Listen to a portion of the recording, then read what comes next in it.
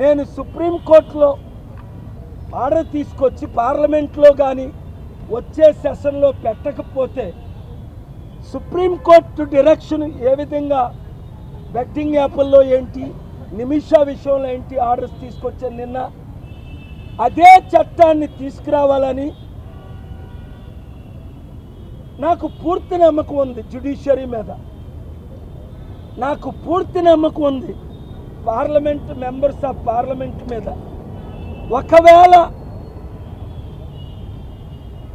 ఈ నెల రోజుల్లో మరలా సెప్టెంబర్లో సెషన్ ఉంది, వారి చట్టాన్ని తీసుకురాకముందే నేను కోర్టుకి వెళ్తానేమో.